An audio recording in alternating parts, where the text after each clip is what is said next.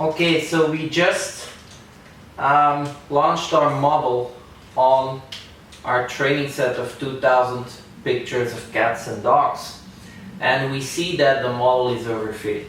Yeah, overfitting, especially if you deal with small data, is going to be your key issue. Yeah?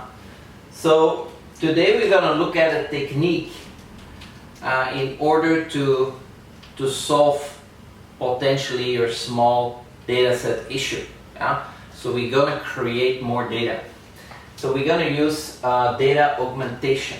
And basically what it is, well, you're going to generate more training data from your existing training data. And how you're going to do it? Well, you're going to apply random transformations to the picture, but in the end, the result still needs to look like a cat or a dog. And that's what I mean, that it yields believable looking images.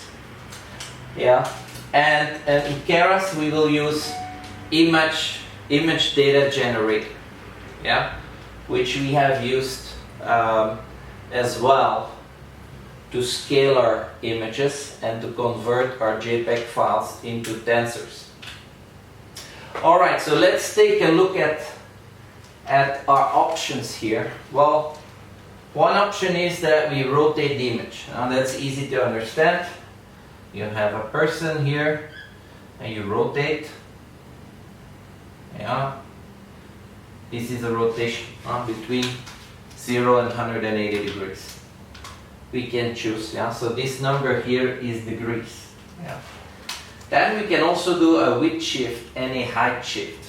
Yeah. And it's expressed in percentage with respect to the original size. Yeah. So we can do, if this is your height, we can add a little piece on top. Yeah, so our image becomes longer. And the same we can do with width. Yeah. Then we can also use shear transformations. Yeah. What's a shear transformation? Well, a shear transformation would change the shape but keep the area. So for example, this could be a shear transformation.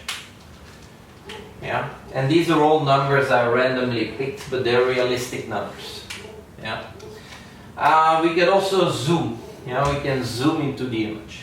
It's another option. We could do a horizontal flip. When you flip a cat horizontally, it will still look like a cat. So that's an option. And here at the end we have fill mode. What is fill mode? Well, it's gonna fill newly created pixels. In this case, for example, when you change or increase the height of a picture, you're gonna create new pixels in that red striped area. And you can decide to fill these pixels. Alright, so let's, armed with this, let's try to improve the results we have on our small data sets of 2000 cats and dogs.